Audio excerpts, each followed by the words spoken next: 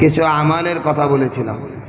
এক নাম্বার, মানব জীবনের সবচাইতে বড় হাতিয়ারের নাম হলো দোয়া। নবী আলাইহিস সালাতু ওয়াস সালাম বলেন, সিলাহুল মুমিনিন, মুমিনের অস্ত্র হইল দোয়া। নবী আলাইহিস সালাতু ওয়াস সালাম বলেন, আদ-দুআ হুয়াল ইবাদা। নামাজটা যেমন ইবাদত, রোজাটা যেমন ইবাদত, যাকাতটা যেমন ইবাদত, দোয়াটাও একটা ইবাদত। অথচ মানুষ সবচাইতে বেশি গাফেল হলো দোয়া থেকে। দোয়া মানুষের ভাগ্যকে পরিবর্তন করে দেয়। তাকদীর দুই প্রকার, গত সপ্তাহে বলেছি, নির্ধারিত অনির্ধারিত। অনির্ধারিত তাকদীর দোয়ার মাধ্যমে পরিবর্তিত হয়। বড় একটা বিপদ আমার অপেক্ষমান, দোয়ার মাধ্যমে বড় বিপদ কেটে যাবে। কত বড়! শুধু তাই না, আল্লাহ তাআলার সাথে বান্দা অনেকটা দূরে চলে গেছে। দোয়া বান্দাকে আল্লাহ পর্যন্ত মিলাই দিবে, আল্লাহ পর্যন্ত মিলাই দিবে বান্দাকে। দোয়া কতটা বড় অস্ত্র! নবী আলাইহিস সালাতু ওয়াস সালাম আল্লাহ তাআলার সাথে বান্দাকে মিলানোর জন্য যে সমস্ত অবস্থা বলেছেন, হাদিসের ভিতরেও যে সমস্ত শব্দগুলো আসছে, বান্দার বিপদ আপদ সমস্ত কিছুকে রদ করে দেয়, এটার এক নাম্বার অস্ত্রের নাম হলো দোয়া। দোয়ার অনেক পদ্ধতি আছে, দোয়া কবুলের অনেক রাস্তা আছে। হাদিসে পাকের ভিতরে নবী আলাইহিস সালাতু ওয়াস সালাম এগুলো আমাদেরকে বলে দিয়েছে। রাসূল বলেন, লা ইউরাদ্দু দুআ বাইনাল আযানি ওয়াল ইকামা। আযান এবং ইকামতের মাঝখানে বান্দার দোয়াকে আল্লাহ ফিরিয়ে দেন। কিন্তু আমরা 2 মিনিট আগে দৌড়ায়া মসজিদে, আযানের পরে এই যে দোয়া রাসূল করতেন, আল্লাহুম্মা রাব্ব হাযিহি আদ-দাওয়াতি আত-তাম্মা ওয়াস-সালাতি আল-কাইমা আতি মুহাম্মাদানিল ওয়াসিলা ওয়াল ফাদিলা ওয়া বা'আথহু মাকামান মাহমুদাল লাযী ওয়া'আদতা। এই যে দোয়াগুলো যে রাসূল করতেন, কেন করতেন? এখন দোয়া কবুলের সময়। এরপরে রাসূল মাঝে মধ্যে পড়তেন, রাদিতু বিল্লাহি রাব্বাও ওয়া বিল ইসলামি দীনাও ওয়া বিমুহাম্মাদিন নাবিয়্যাও ওয়া রাসূলা। এই আযানের পর পড়তেন। কেন পড়তেন এগুলো? এই সময় দোয়া কবুলের সময়। নামাজের আগে সুন্নত কেন? ফরজ নামাজের আগে সুন্নত কেন? এই সুন্নত পড়া বান্দা আল্লাহ তাআলার দিকে কিছু সময় মুতাওয়াজ্জিহ হয়। আমরা খুব গাফিল। দ্বিতীয় আরেকটা আমলের কথা বলেছিলাম, ইস্তিগফার। মান লাযিমাল ইস্তিগফার জাআলাল্লাহু লাহু মিন কুল্লি হাম্মিন ফারাজা। যে ব্যক্তি ইস্তিগফারের দ্বারা জিহ্বাকে তরতাজা রাখবে, ইস্তিগফার নিজের অভ্যাসে পরিণত করবে, আল্লাহ রাব্বুল আলামিন তার থেকে সমস্ত দুশ্চিন্তা, সমস্ত পেরেশানি দূর করে দিবেন। মালি পেরেশানি বলেন, সম্পদে পেরেশানি বলেন, মামলা মুকদ্দমা বলেন, সমস্ত পেরেশানি ওই বান্দা থেকে আল্লাহ তাআলা দূর করে দিবেন। 2 নাম্বার, আল্লাহ তাআলা ওই মানুষটার থেকে রিজিকের অভাবকে দূর করে দিবেন। ওয়ারাযাকাহু মিন হাইসু লা ইয়াহতাসিব। আরে ভাই, এই আমলগুলো এত শক্তিশালী আমল, এত শক্তিশালী আমল যে আল্লাহ তাআলার রাগ আর গোশটাকে পানি করে দেয়। ইস্তিগফার এমন একটা আমল যে আল্লাহ তাআলার রাগ গোশাকে পানি করে দেয়। অথচ আমরা কতটা দূরে দোয়া থেকে। কমসে কম প্রত্যেকদিন দোয়া এমন অভ্যাস করা, 10 মিনিট 15 মিনিট দোয়ায় অভ্যস্ত হও। যে আমি আমার প্রয়োজনাদি মানুষের কাছে বলি। আরে ভাই, মানুষ আমার কি প্রয়োজন মিটাবে? নিজের প্রয়োজনই তো মানুষ মিটাইতে পারতেছে। সে আমার একজন নেতা, সে নিজের প্রয়োজনই মিটাইতে পারে না, আমার প্রয়োজন কি মিটাবে? একজন কোম্পানি ম্যানেজার, সে নিজের প্রয়োজনই মিটাইতে পারে না, তার প্রয়োজনে আমারে ব্যবহার করতেছে, আমার প্রয়োজন সে কেমনে মিটাবে? পরিবার পরিজন সবাই নিজের প্রয়োজনীয় ব্যস্ত, সে আমার প্রয়োজন কেমনে মিটাবে? আরে ভাই, আমার প্রয়োজন যিনি মিটাইতে পারেন তিনি আমার রব, আমার আল্লাহ। এজন্য আল্লাহ তাআলা বলেন আল বাখিলুল্লাযী বাল্লাম নাসআলিল্লাহ ইয়াগদাব আলাইহি, যে আমার কাছে চায় না আমি তার উপর রাগান্বিত হই। কেন এটা? বান্দা আমার দিকে আসবে, বান্দা আমার কাছে যাবে। আমি আমার ধন ভান্ডারকে বান্দার জন্য দিয়ে দিছি, সূর্যটাই বান্দার জন্য। আর দুনিয়া খুলিকাত লাকুম ওয়া আনতুম খুলিকতুম লিল আখিরাহ, যে সারা পৃথিবীর মাখলুকাত গুলারে আমি আমার বান্দার জন্য বানাইছি, বান্দারে বানাইছি আমার নিগে। বান্দা আমার সাথে গভীর সম্পর্ক করবে, কিন্তু বান্দা আল্লাহ তাআলা বাদ দিয়া মাখলুকাতের পিছনে দৌড়াইছে। কি আশ্চর্য কথা! রাসূল পাক সাল্লাল্লাহু আলাইহি সাল্লাম বলেন আদ-দুনিয়া খুলিকাত লাকুম ওয়া আনতুম খুলিকতুম লিল আখিরাহ। সারা পৃথিবীর মাখলুকাত যত আছে, জিন এবং ইনসান বাদ দিয়া সমস্ত মাখলুকাতকে আল্লাহ তাআলা আমাদের গোলামি করার জন্য বানাইছে। চিন্তা করে দেখবেন, মুকুরদের ভিতরে একটা গরু বাচ্চা দিতেছে, বাচ্চাটাকে দুধ না দিয়া আমরা দুধগুলা খাই। কত বড় বেইনসাফি কথা! কথাটা ছিল বাচ্চা দুধ খাবে নাকি, কি বলেন? গাভীর বাচ্চা, বাচ্চায় দুধ খাবে না? দুধটা তো বাচ্চার জন্য। আল্লাহ তাআলা আমার রিজিকের ইন্তজাম করছে, অথচ বান্দা এত ইন্তজাম আল্লাহ তাআলা বান্দার জন্য করছেন, আর বান্দা আল্লাহ তাআলার থেকে মুখ ফিরায়া মাখলুকাতের দিকে গেছে। কত বড় অবিচার! এই জন্য আল্লাহ তাআলার সাথে সম্পর্ক করার এগুলো হলো মাধ্যম। দোয়া, ইস্তেগফার, এই পরিমাণ দোয়ার ইহতিমাম করা, দোয়া মানুষের ভাগ্যের পরিবর্তন করে। ওই যে বললাম তাকদীর দুই প্রকার। আরেকটা আমল হলো সাদাকা। রাসূল বলেন আস-সাদাকা রাদ্দুল বালা, দান আর সদকা সমস্ত বিপদ তোমার দূর করে দিবে। দুই নাম্বার তুতফি গযবার রাব্বি ওয়া তাদফাউ মিতাতাসসু, অপমৃত্যু থেকে দান সদকা তোমাকে হেফাজত করবে। দুই নাম্বার আল্লাহ তাআলা রাগ আর গোসাকে পানি করে দিবে। আল্লাহ তাআলা আমাদেরকে তিনটা আমল করার তৌফিক দান করুন। এজন্য মুহতারাম হাজিরিন, প্রত্যেকদিন 100 বার করে ইস্তেগফার করো। রাসূল বলেন আমি আল্লাহ তাআলার কাছে তওবা করি 70 মাররাতান, 70 বার করি। রাসূল পাক সাল্লাল্লাহু আলাইহি ওয়াসাল্লাম ইস্তেগফার করতেন 70 বার। ওই ইস্তেগফার আজকে সারা পৃথিবীর মানুষ, গত ঈদের জুমায় ঈদের মাঠে বলেছিলাম, সারা পৃথিবীর মানুষ আজকে মানসিক টেনশনে নিমজ্জিত। যত উন্নত রাষ্ট্র তত মানসিক টেনশনে নিমজ্জিত। যার মেডিসিন, যার থিওরি গুলো সারা বিশ্ব আজকে তৈরি করতে সক্ষম হয় না। ঘুমের ট্যাবলেট, ঘুমের ট্যাবলেট খায়াও ঘুম হইতেছে। ওই যে বলেছিলাম মুহতারাম হাজিরিন, ভালো করে বুঝেন, পৃথিবীতে সবচেয়ে পাওয়ারফুল জিনিসের নাম, ভারী জিনিসের নাম, শক্তিশালী জিনিসের নাম হলো পাহাড়। এতটা পাহাড় আল্লাহ তাআলা বলেন ওয়াল জিবালা আওতাদা, পাহাড়কে আমি পেরেক হিসাবে রাখছি। এই জমিন নড়বে, পেরেক হিসাবে মেরে দিয়েছে জমিন এই পাহাড়কে। পৃথিবীর উপরে পাহাড় হলো পেরেক স্বরূপ। কতটা শক্তিশালী কইলে আল্লাহ তাআলা পেরেক হিসাবে পাহাড়কে ব্যবহার করেছে। অথচ পাহাড়টাও দুর্বল হয়ে গেছে লোহার কাছে। লোহা চূর্ণ বিচূর্ণ করে দেয় পাহাড়কে। এই লোহাটাও কোনো না কোনো জায়গায় যায় দুর্বল। পানির আগুনের কাছে আগুন এই লোহাকে একবারে গলায় দিবে। এই পানিটাও দুর্বল, আগুনটাও দুর্বল ওই পানির কাছে। পানিটা দেওয়ার সাথে সাথে আগুন নিভে যাইতেছে। ও মুহতারাম হাজিরিন, এই পানিটাও দুর্বল বাতাসের কাছে। বাতাস এই পানিটাকে বাষ্প করে নিয়ে যাইতেছে। এই বাতাসটাও দুর্বল ক্ষুদ্র মানুষের কাছে।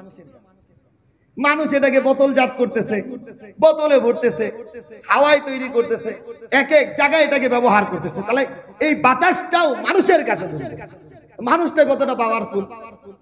মুহতারাম হাজির দেখেন, ভালো করে বুঝেন আমি যে কথাটা বুঝাইতে চাইতেছি। এই মানুষটাও দুর্বল হয়ে গেছে ঘুমের কাছে। ঘুম কতটা পাওয়ারফুল, যে সারাদিন সে এমন ক্লান্ত, টাকা পয়সা ইনকাম করতেও তার ভালো লাগতেছে না, ঘুমাইতে। মানুষটা কতটা দুর্বল! দুর্বলতার কাছে, ঘুমের কাছে। ঘুম আসছে কাজ বন্ধ, ঘুম আসছে অফিস বন্ধ, ঘুম আসছে কর্ম বন্ধ, সে ঘুমায় বসে শরীরের। ও মুহতারাম হাজিরিন, এই ঘুমটা মানুষ যেখানে সবচেয়ে পাওয়ারফুল, এই পাওয়ারফুল মানুষটাও ঘুমের কাছে দুর্বল হয়ে গেছে। এই ঘুমটাও টেনশনের কাছে দুর্বল হয়ে গেছে। টেনশন আসলে ঘুম হয়। তাহলে মুহতারাম হাজিরিন, কতটা পাওয়ারফুল এই টেনশন, অথচ আমরা কি কখনো চিন্তা করি? টেনশনটা কতটা পাওয়ারফুল যে একজন পাওয়ারফুল মানুষকে দুর্বল করে দিচ্ছে ঘুম, ঘুমকেও দুর্বল করে দিচ্ছে টেনশন। এর থিওরি, এর মেডিসিন সারা বিশ্বের, বহির্বিশ্বের উন্নত ডাক্তার, উন্নত মেডিসিন, কোন কেমো, কোন থেরাপি আজকে আবিষ্কার হয় নাই। নবী আলাইহিস সালাতু ওয়াস সালাম আজ থেকে 1450 বছর আগে এর সমাধান দিয়ে গেছেন। মান লাজিমাল ইস্তিগফার জাআলাল্লাহু লাহু মিন কুল্লি হাম্মিন ফারাজা। যে ব্যক্তি ইস্তিগফারের দ্বারা জিহ্বাকে তরতাজা রাখবেন, আল্লাহ রাব্বুল আলামিন প্রথম পুরস্কার ওই মানুষটার মানসিক টেনশনকে দূর করে দিবেন। পাওয়ারফুল জিনিসের থিওরি বিশ্ব দিতে পারে নাই, মেডিসিন দিতে পারে না, রাসূল দিয়ে গেছে। অথচ আমরা এই পরিমাণ দুনিয়ার প্রতি ঝুঁকছি। এজন্য দুনিয়া আমাদেরকে গ্রাস করছে, পেরেশানও দূর হইতেছে। ও মুহতারাম হাজিরিন, আমি মাঝে মধ্যে খুব খেয়ালও করি, চিন্তাও করি। নবী আলাইহিস সালাতু ওয়াস সালাম মসজিদে প্রবেশ করার জন্য দোয়া শিখাইছেন। দোয়া, আল্লাহুম্মা ইফতাহ লি আবওয়াবা রাহমাতিক। কি কোন ওই দরজার ভিতরে লেখা আছে। কতজন খেয়াল করে ঢুকতেছি, বের হইতেছি। আমি তো অনেক সময় নামাজের পরে বারান্দায় বেশিরভাগ সময় দাঁড়াই, মানুষ আসলে এখানে একটু কথা বলি, খেয়াল করতেছি। আরে ভাই, দিনদার মানুষ, তাবলীগ ওয়ালা বের হইতেছে, বাম পা ডান পা দিয়া বের হইতেছে, ঢুকার সময় বাম পা দিয়া আল্লাহর ঘরে ঢুকতেছে। কতটা বেখেয়ালি আমার। অথচ নবী আলাইহিস সালাতু ওয়াস সালাম আমাদেরকে দিক নির্দেশনা দিলেন, আল্লাহুম্মা ইফতাহ লি আবওয়াবা রাহমাতিক। কি অর্থ? আল্লাহুম্মা, ওগো আল্লাহ, ইফতাহ, খুলে দেন আমার জন্য, আবওয়াবা রাহমাতিক, বাবুন এক বচন, আবওয়াবুন বহু বচন, আমার জন্য আপনার রহমতের সব দরজা খুলে দেন। বান্দা ঢুকছে রহমত নিয়ে, এখন আর টেনশন নাই বান্দা। দেখবেন মসজিদের ভিতরে আপনি আসেন, আপনি পেরেশানের ভিতরে আছেন, ছেলে নিয়ে পেরেশানি, মেয়ে নিয়ে পেরেশানি, বিবি নিয়ে পেরেশানি, ব্যবসা নিয়ে পেরেশানি, মিথ্যা মামলা মুকদ্দমা নিয়ে পেরেশানি, ঋণগ্রস্ত। আপনি প্রত্যেক দিন আযানের সাথে সাথে মসজিদে আসবেন, আস্তে আস্তে আল্লাহ তাআলা আপনার থেকে পেরেশানি দূর করে দিবেন, রহমতের দ্বারা আপনার জীবনটাকে ভরায় দিবেন। অভ্যাস করি, অভ্যাস করি। যেখানে যার যেটা দিবেন আমাকে, সেটা আমি সেখান থেকে নিতে পারি না, এজন্য আমাদের জীবন এটা দুর্ভাগ্য। আল্লাহ তাআলা আমাদেরকে বুঝার তৌফিক দান করুন। তিনটা আমল খুব গুরুত্বপূর্ণ আমল, এটা আমার গবেষণা থেকে, খুব গভীর গবেষণা থেকে।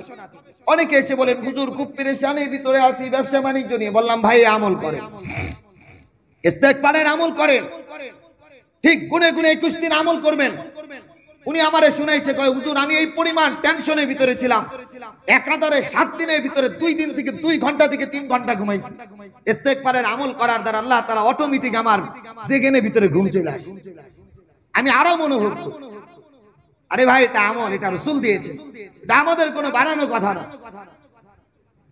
এজন্য মুহতারাম হাজিরিন, 1 নাম্বার আমল ইস্তেগফার। সকালে 100 বার, বিকালে ঘুমানোর আগে 100 বার আপনি পড়েন আস্তাগফিরুল্লাহ, আস্তাগফিরুল্লাহ, আস্তাগফির। এজন্য আমাদের আকাবির আসলাফরা 6 তাসবির আমল দেন।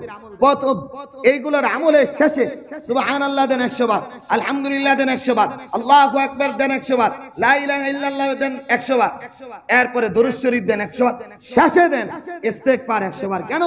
ইস্তেগফারের মাধ্যমে তুমি তোমার জীবনটাকে উন্নতি সাধন করো। প্রত্যেকদিন সকালে 100 বার ইস্তেগফার, আস্তাগফিরুল্লাহ, পারলে এতটুকু। যদি আরেকটু বাড়াই তো আরেকটু বাড়াবো, আস্তাগফিরুল্লাহ আল্লাযী লা ইলাহা ইল্লা হুয়াল হাইয়ুল কাইয়্যুম ওয়া আতুবু ইলাইহি লা হাওলা ওয়ালা কুওয়াতা ইল্লা বিল্লাহ। 2 নাম্বার আমল, প্রত্যেকদিন দোয়ার ইহতিমাম করব।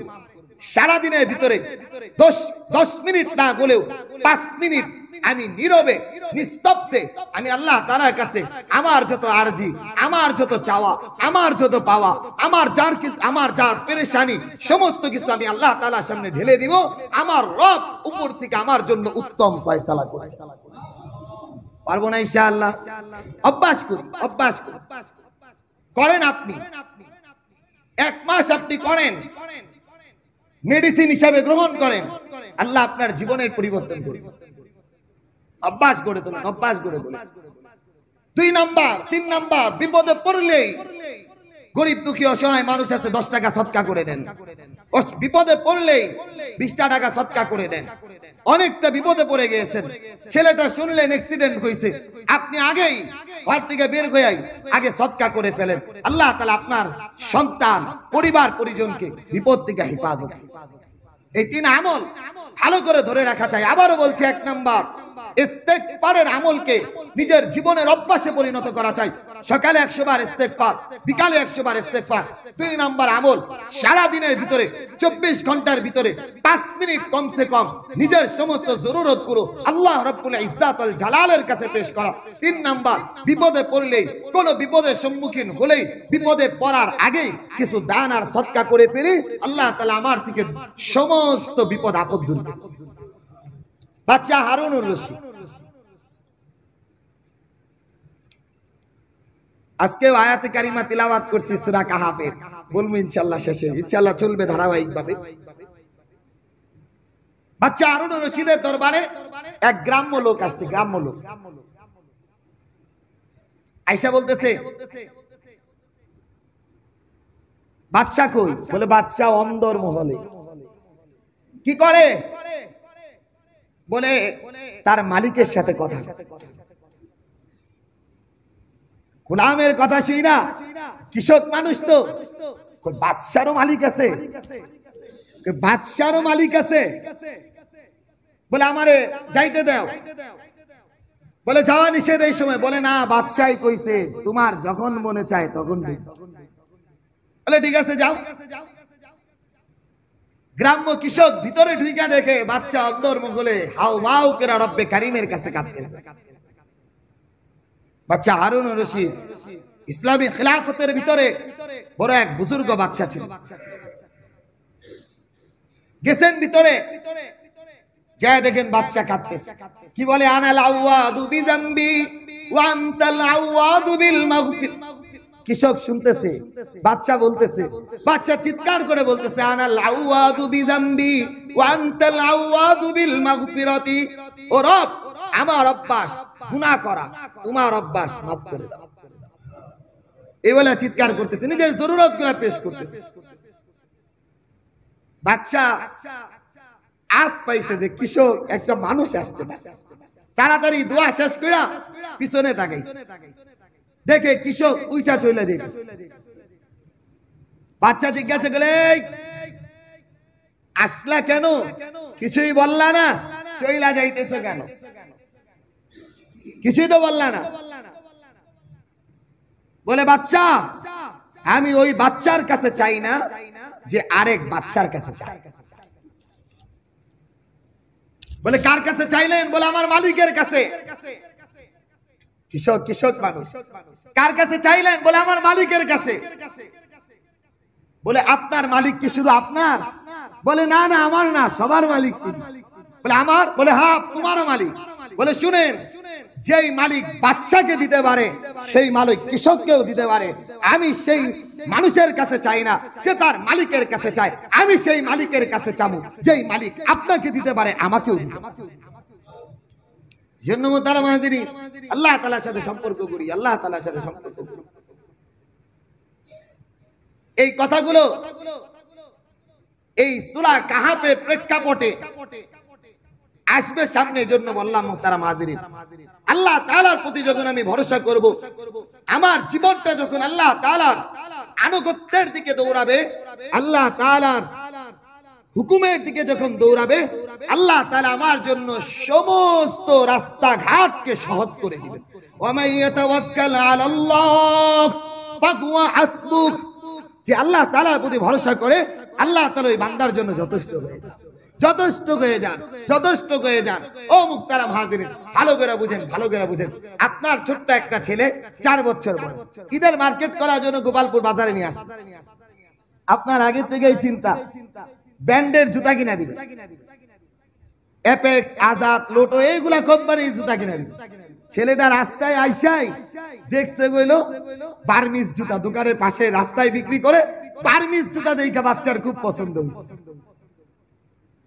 বাচ্চায় বার্মিজ জুতা কোনটা, ব্র্যান্ডের জুতা কোনটা বুঝে, চকচকা দেখছে তো দৌড়াইতেছে কোন দিকে, বার্মিজ জুতার দিক, কারণ রং বেরঙ্গের বার্মিজ জুতা, দৌড়াইতেছে। বাবাই বলে না না, তোমার জন্য আরো ভালোটা। ছেলে বলে না, এটাই ভালো। ও মুহতারাম হাজিরিন, বলেন তো আপনারা, যেই ছেলেটা বোকার মতো বার্মিজ জুতা নিতেছে, ও বুদ্ধিমান না বোকা? বাবাই না বুদ্ধি, বাবাই তারে ভালোটা দিতে চাইতেছে, ছেলে খারাপটা নেওয়ার জন্য দৌড়াইতেছে। ও মুহতারাম হাজিরিন, আজকে সারা পৃথিবীর উন্নত রাষ্ট্র বলেন, আজকে মুসলমানের ভিতরে এই রোগ ধরছে, দুনিয়ার খেল তামাশার দিকে দৌড়াইতেছি। আল্লাহ তাআলা আমার জন্য যেটা কল্যাণ রেখেছেন, আল্লাহ তাআলা আমার জন্য যেটা উত্তম রেখেছেন, সেই উত্তম বাদ দিয়া চাকচিক্য মরিচিকার পিছনে দৌড়াইতেছে, সবাই মিলে দৌড়াইতেছে। আল্লাহ তাআলা ওই কথাগুলোই সূরা বাকারার ভিতরে বান্দাকে সূরা আলী ইমরানের ভিতরে ধাক্কা দিয়ে বলতেছে, যুইনা লিন-নাস হুব্বুশ শাহাওয়াত মিনান নিসা ওয়াল বানিনা ওয়াল কানাতিরিল মুকানতারাতি মিনাজ যাহাবি ওয়াল ফিদ্দাতি ওয়াল খাইলিল মুসাওয়ামাতি ওয়াল আনআমি ওয়াল হারস যালিকা মাতাউল হায়াতিদ দুনিয়া। আল্লাহ বলেন, ও বান্দা শুনো, ওই যে নারীটা বল, ওই যে গাড়িটা বল, ওই সম্পদটা বল, ওই ঘোড়াগুলো বলো, ওই তোমার ব্যবসা বাণিজ্য বলো, তুমি যা কিছু বলো, এগুলো গুলো জুইনা, সৌন্দর্য, একটা পার্থিব জগতের সৌন্দর্য। তবে মনে রাখো, তুমি যদি এগুলোর পিছনে পড়ো, তুমি ধোঁকায় পড়ে যাবে। অমাল হায়াতুদ দুনিয়া ইল্লা মাতাউল গুরুর, দুনিয়াটা একটা ধোঁকার বস্তু। আর এই যে জিনিসগুলা বললাম, স্বর্ণ বললাম, নারী বললাম, গাড়ি বললাম, বাড়ি বললাম, এগুলো তোমাকে চাকচিক্য দেখায়া ধোঁকার জিন্দেগির ভিতরে ঢুকাই দিচ্ছে। এখান থেকে বের হওয়া দরকার। আল্লাহ তাআলা আমার ভাগ্যে যা রেখেছেন, এর পিছনে আমার দৌড়ানো দরকার। সূরা কাহাফ আল্লাহ তাআলা 7 যুবকের কাহিনী বলেছেন। ভালো করে বুঝেন। আগে এই তাওয়াক্কুলের কথাগুলো কেন বললাম? সামনে আমাদের জন্য বড় শিক্ষণীয় অবস্থা আছে। আল্লাহ তাআলা বলে, নাহনু নাকুসু আলাইকা নাবাআকুম বিল হক, আমি তাদের ঘটনা ওগো রাসূল আপনার কাছে যথার্থ বর্ণনা করেছি। ইন্নাকুম ফিতিয়াতুন আমানু বিরাব্বিহিম ওয়া জিদনাকুম হুদা, একদল যুবক যারা নিজ প্রতিপালকের প্রতি ঈমান এনেছিল এবং আমি তাদেরকে হিদায়াতের উপরে অটল অবিচল রেখেছিলাম। সুবহানাল্লাহ বলেন। কষ্টটা কি বহাইতে কইছে ভালো করে বুঝেন। জালেম এক বাদশা ছিল দাকিয়ানুস, নবী আলাইহিস সালাতু ওয়াস সালামের জন্মেরও অনেকটা বছর আগে। এই এলাকা গবেষণা লব্ধ থেকে বোঝা যায় জর্ডানে, এই কাহাফের গুহাটা জর্ডান। এখানে অনেক গবেষণা করে দেখা গেছে আল্লাহ রাব্বুল আলামিন পরবর্তী যে বাচ্চা 300 বছর 309 বছর পরে এই যুবকগুলো জাগ্রত হয়েছে। জাগ্রত হওয়ার পরে যখন আবার গুহায় ফিরে গেছে, ওই বাচ্চা তাদেরকে মসজিদ নির্মাণ করে দিয়ে, অর্থাৎ একটা মিনার নির্মাণ করে দিয়েছে। জর্ডানের এই গুহা থেকে তারা সমস্ত কিছুই করে দেখেছেন এখানে একটা মসজিদ নির্মাণ করা আছে মাটির নিচে। মোহতারাম হাজিরিন, কি অবস্থা ছিল ভালো করে বুঝেন। আল্লাহ রাব্বুল আলামিন ওই যুবকরা 7টা যুবক, ওই সময়ের বাচ্চা ছিল শিরকে ডুবন্ত, শিরকিয়াতের অন্ধকারে আচ্ছন্ন, মানব পূজা, মূর্তি পূজা, অগ্নি পূজা, এমনকি বাদশাহ নিজেও নিমজ্জিত। বাদশাহ নিজের থেকে সেই শিরকিয়াতের দিকে সবাইকে অগ্রসর করছে। 7 জন যুবক দৃঢ় সংকল্প গ্রহণ করলো আমরা আমাদের জায়গা থেকে কখনো শিরক করব না, আল্লাহ তাআলার কাছে আমরা তাওয়াক্কুল করে পথ ধরতে শুরু করব। এই 7 যুবক নিজের এলাকা থেকে বের হয়ে গেল। ও মুহতারাম হাজিরিন,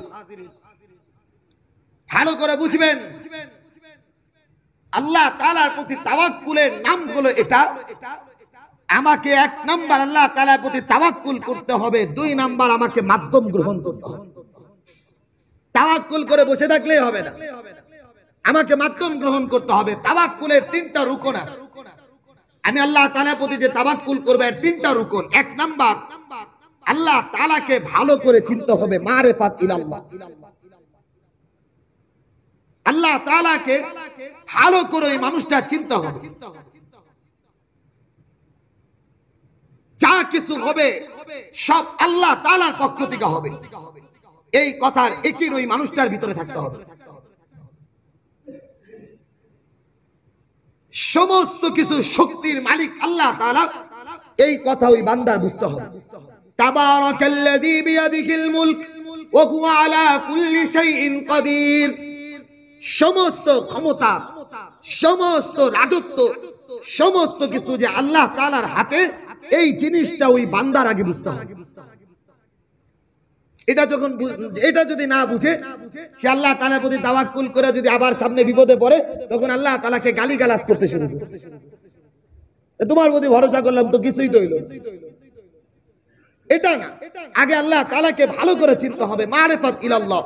2 নাম্বার, এই যে মারিফাত ইলাল্লাহ, 2 নাম্বার হলো আমাকে আসবাব গ্রহণ করতে হবে, আসবাব গ্রহণ করতে হবে। আল্লাহ তাআলা বলেন সূরা জুমআ, ফাইদা কুদিয়াতিস সালাতু ফান্তাশিরু ফিল আরদি ওয়াবতাগু মিন ফাদলিল্লাহ। এটা হলো মাধ্যম। কিভাবে আমি মাধ্যম গ্রহণ করব, এটাও রব্বে কারীম আমাকে শিখিয়ে দিয়েছেন। কিভাবে আমি মাধ্যম গ্রহণ করব, রব্বে কারীম বলেন ফাইদা কুদিয়াতিস সালাত, নামাজ যখন শেষ হয়ে যাবে, ওয়াবতাগু মিন ফাদলিল্লাহ, আল্লাহর অনুগ্রহে তুমি ঘর থেকে রিজিক তালাশে বের হও। এটা হলো মাধ্যম। তুমি রিজিক তালাশে বের হবা, তোমার জন্য ছড়ানো ছিটানো যে রিজিক আছে, আল্লাহ তাআলা সেই রিজিকের রাস্তাকে তোমার জন্য সহজ করে দিবেন। এটা হলো মাধ্যম। ভালো করে বুঝেন। হযরত ইমাম শাফিঈ রাহিমাহুল্লাহ তাআলা এক এলাকার পাশ দিয়ে গেলেন, যাওয়ার পথেই দেখলেন এক উটের শরীরে ঘা পচা। উটের মালিককে জিজ্ঞাসা করলেন, এই ওষুধ লাগাও না?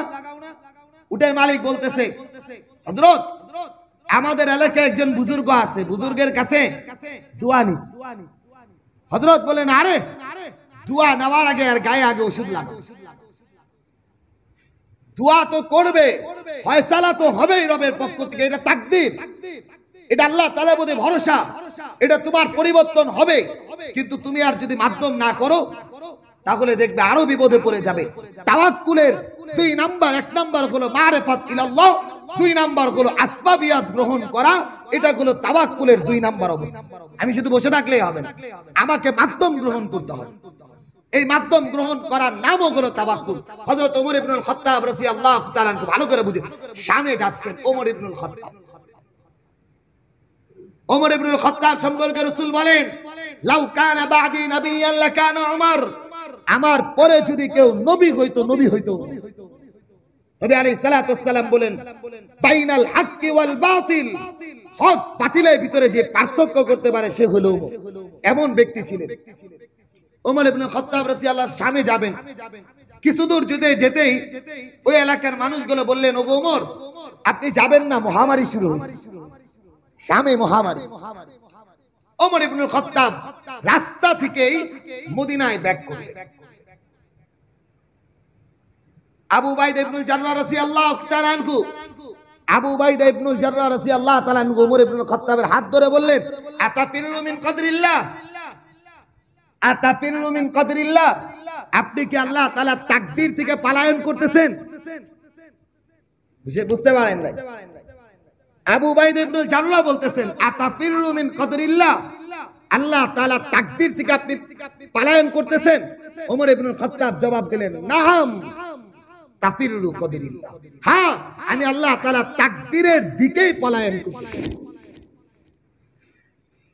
কেন এটা? এটা মাধ্যম গ্রহণ করা। মহামারী হইছে, সেই মহামারী এলাকায় না যে অন্য পথ অবলম্বন করা, এটাই হলো তাকদীর। এটাই হলো এক তাকদীর থেকে আরেক তাকদীরে পলায়ন করা। এটা হলো মাধ্যম। আমাকে আসবাবিয়ত গ্রহণ করতে হবে। আমার সন্তানটা অসুস্থ, হ্যাঁ, আল্লাহ তাআলার প্রতি আগে তাওয়াক্কুল করতে হবে।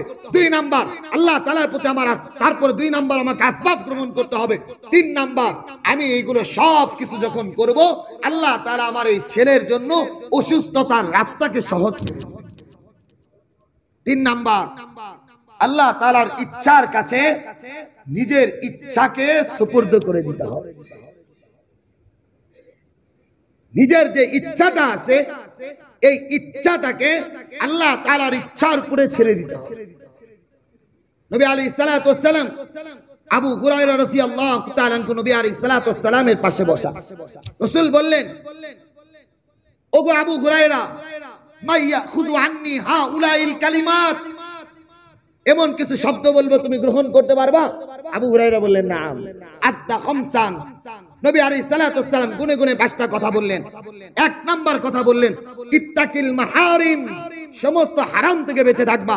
2 নাম্বার রাসূল বললেন, ওয়ারসা বিমা কাসামাল্লাহু লাক তাকুন আগনান নাস, আল্লাহ তাআলা তোমার বন্টনে যা রেখেছেন, আল্লাহ তাআলা তোমার ভাগ্যে যা রেখেছেন, সেটার উপরে তুমি সন্তুষ্ট থাকবা, তুমি সবচাইতে ধনাঢ্যতায় পরিণত হয়ে যাবে।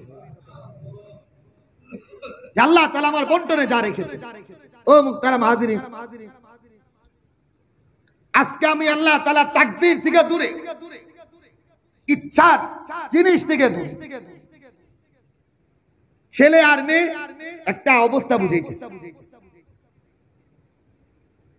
অবৈধ এক সম্পর্কের মাধ্যমে তাদের দিন কাট চলতেছে। ছেলে আর মেয়ে একই ক্লাসে পড়ে বা একই ভাবে পড়ে, প্রেমের বন্ধনে আবদ্ধ হয়ে চলতেছে। নিজের ইচ্ছাকে প্রাধান্য দিয়া চলতেছে, হায়ের সাথে নফসের উপরে সে চলতেছে। পরিবারকে বলছে, পরিবারও রাজি হয়ে গেছে। এই যে ইচ্ছার উপরে সে নিজেকে প্রাধান্য দিছে, সমাজের হাল চিত্র অবস্থার উপরে বলছি, প্রেমের বন্ধনে বিবাহ সবচাইতে বেশি ডিভোর্স হইতেছে। বলেন বলেন, পৃথিবীতে সবচাইতে বেশি ডিভোর্স হচ্ছে ওই ফ্যামিলিতে যাদের প্রেমের মাধ্যমে বিবাহ। আপনি গবেষণা করে দেখবেন আমার এই কথা, যে আমি যে আজকে এই কথাটা বললাম, আপনি গবেষণা করে দেখবেন।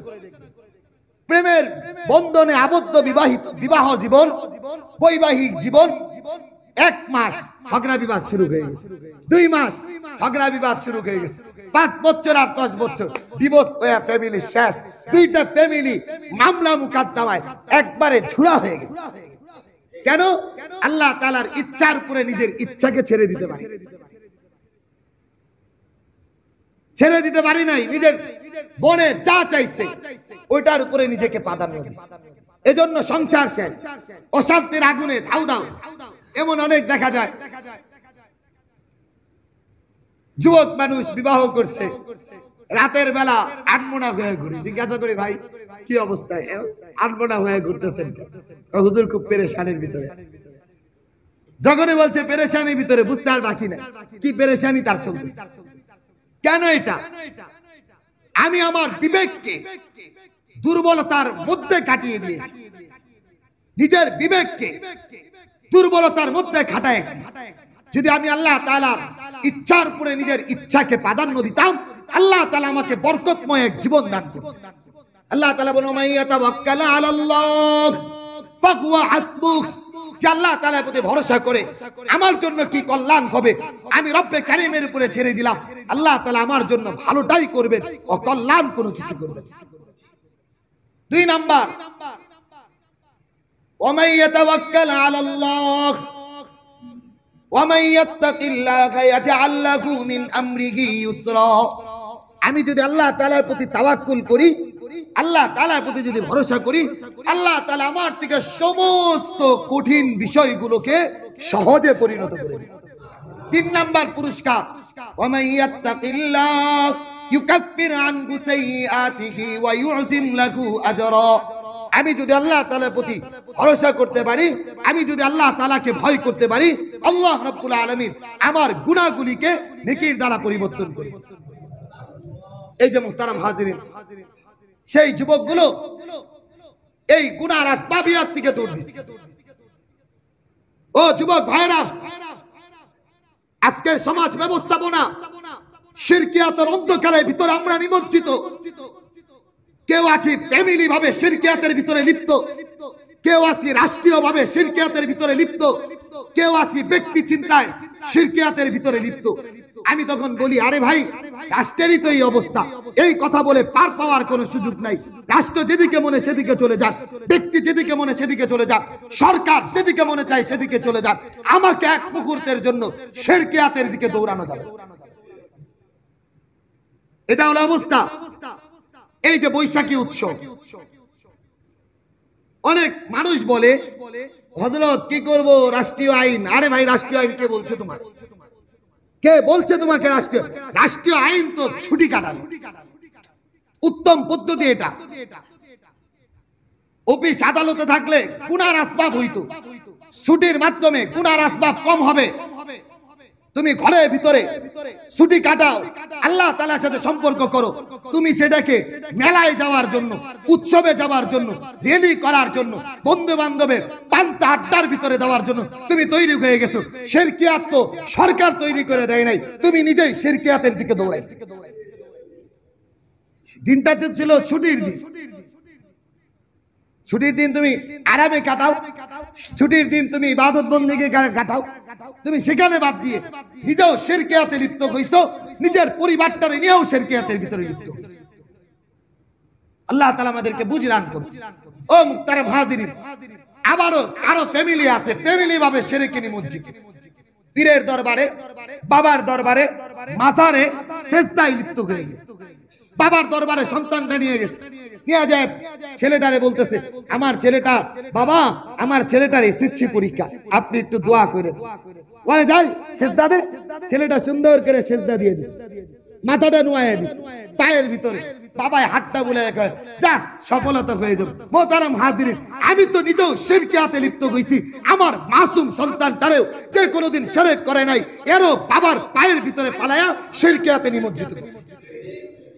কেন এটা? কেন এটা? শিরকিয়াতের ভিতরে লিপ্ত হয়ে গেছে। রাষ্ট্রীয় ভাবে হইছি, ব্যক্তিগত ভাবে হইছি, সামাজিক ভাবে হইছি। আল্লাহ তাআলা আমাদেরকে বুঝ দান করুন, আল্লাহ তাআলা আমাদেরকে বুঝ দান করুন। ওয়ামাই ইউশরিক বিল্লাহ ফাকাদ হারামাল্লাহু আলাইহিল জান্নাহ। যে শিরক করবে, মুশরিক হবে, যতই ইবাদত গুজার হোক, যতই সামনে কাতারের মুসল্লি হোক, যত বড়ই চিল্লা দেখ, যত বড়ই দরবেশ হোক, যত বড়ই পাগড়ি পরুক, যত বড়ই জুব্বা পরুক, ঈমান নিয়ে আর কবরে যাওয়া যাবে। শিরকিয়াত এতটা মারাত্মক, এতটা মারাত্মক। অথচ মুহতারাম হাজিরিন, বৈশাখীতে বন্ধু দাওয়াত দিছে, চলো আজকে বৈশাখ উৎসব করি। যখনই আপনাকে বৈশাখ উৎসবের দাওয়াত দিছে, তখনই আপনি শিরকিয়াতের দিকে দৌড়াইতেছেন। আপনি তো মনে করছেন দাওয়াত না, এটা দাওয়াত না, আপনাকে একটা শব্দ বইলা দাওয়াত দিছে, একটা শব্দ বইলা দাওয়াত দিছে, নববর্ষের দাওয়াত দিছে, শিরকিয়াতের রাস্তা খুলে দিছে। আপনাকে বন্ধু দাওয়াত দিছে, কিন্তু বন্ধু চলো দুর্গা উৎসব, বলে আমার চলো আমাদের পূজা হইতেছে, তোমার পূজার দাওয়াত। দুর্গা উৎসব না, কিচ্ছু না, শুধু বলছে আমাদের পূজার দাওয়াত। এই দাওয়াত তুমি গ্রহণ করতে গেছো, তুমি নিজেও শিরকিয়াতে লিপ্ত হয়ে গেছো। বাবার দরবারে দৌড়াইছো, সবাই বাবা কয়, তুমিও বাবার দরবারে দৌড়াইতেছো। যায়া সবাই উল্টা পিঠে পীরের দরবারে যায়, তুমিও উল্টা পিঠে যাও। আসার সময় বুকটা পীরের দরবারে দিয়ে পিঠটা দিতেছ। এই কত বড় ব্যাখ্যা, কত বড় বেত্তমিজ, ভালো করে বুঝেন। আল্লাহর ঘরের চাইতে দামি কোন ঘর আছে? আল্লাহর ঘরে পিছনের দিকটা দিয়া সে বাইরে হইতেছে, আর বাবার দরবারে যায় নোংরা মানুষটার কাছে মুখটা দিয়া বাইরে হইতেছে, পিঠটা পিছনে দিয়া বাইরে। কত বড় অসভ্যতা! আল্লাহর ঘর না ইজ্জত করার দরকার। আল্লাহ তাআলা আমাদেরকে বুঝার তৌফিক দান করুন। এজন্য মুহতারাম হাজিরিন, ওই যুবক সাতজন, সমাজ ব্যবস্থাপনা ছিল শিরকিয়াতে, রাষ্ট্র ব্যবস্থাপনা ছিল শিরকিয়াতে, ব্যক্তি সমাজ পরিবার পর্যন্ত শিরকিয়াতের দিকে ছিল। 7 জন যুবক রাষ্ট্রকে উপেক্ষা করে, ব্যক্তিকে উপেক্ষা করে, সমাজ ব্যবস্থাপনাকে লাথি মেরে গুহার দিকে দৌড়াইছে। আল্লাহ তাআলা বলেন ওয়ারাবাতনা আলা কুলুবিহিম, তারা যখন বের হয়ে গেছে আমি রব্বে কারীম তাদের অন্তরটাকে দ্বীনের উপর মজবুতি দিয়া, যখন সমাজ ব্যবস্থাপনা অন্ধকারে তারা যখন আমার প্রতি তাওয়াক্কুল কইরা মাধ্যম গ্রহণ কইরা গুহার ভিতরে আশ্রয় নিছে, আমি রব্বে কারীম 309 বছর তাকে ঘুমন্ত রাইখা হিদায়াতের রাস্তাকে খুলে দিছে। আল্লাহ রাব্বুল আলামিন আমাদেরকে বুঝার তৌফিক দান করুন, আমিন। ওয়া আখির দাওয়ানা আলহামদুলিল্লাহি রাব্বিল আলামিন। যারা সুন্নাত পড়ি নাই যারা